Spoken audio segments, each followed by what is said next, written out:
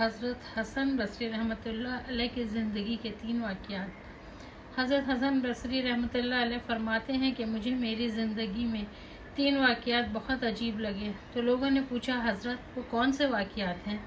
آپ نے فرمایا ایک نوجوان کے ہاتھ میں چراغ تھا تو میں نے نوجوان سے سوال کیا یہ روشنی کہاں سے آئی؟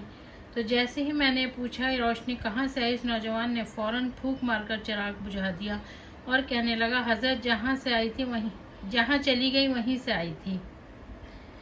فرمایا میں اس نوجوان کی حاضر جوابی پر آج تک حیران ہوں۔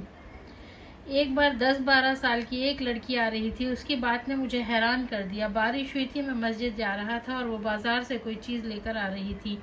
جب ذرا میرے قریب آئی تو میں نے کہا بچی سنبھل کر قدم اٹھانا، کہیں پھسل نہ جانا۔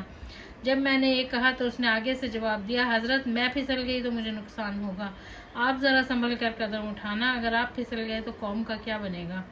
کہنے لگے اس لڑکی کی بات مجھے آج تک یاد ہے، اس لڑکی نے کہا تھا کہ آپ سنبھل کر قدم اٹھانا، اگر آپ پھسل گئے تو قوم کا کیا بنے گا؟ حسن بصری رحمۃ اللہ علیہ نے بتایا ایک آدمی نماز پڑھ رہا تھا، اس کے سامنے سے ایک عورت روتی ہوئی کھلے چہرے کھلے سر کے ساتھ اس کے سامنے سے گزری۔ جب اس نے سلام پھیرا تو اس عورت پہ بڑا ناراض ہوا کہ میں نماز پڑھ رہا تھا، تجھے شرم نہیں آئی، تجھے دھیان نہیں، ننگے سر کھلے چہرے کے ساتھ میرے سامنے سے گزر گئی۔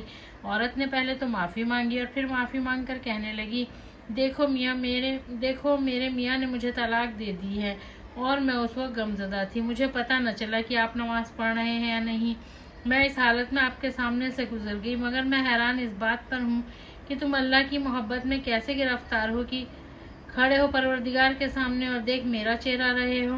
حضرت حسن بصری رحمۃ اللہ علیہ فرماتے ہیں کہ اس عورت کی یہ بات مجھے آج تک یاد ہے۔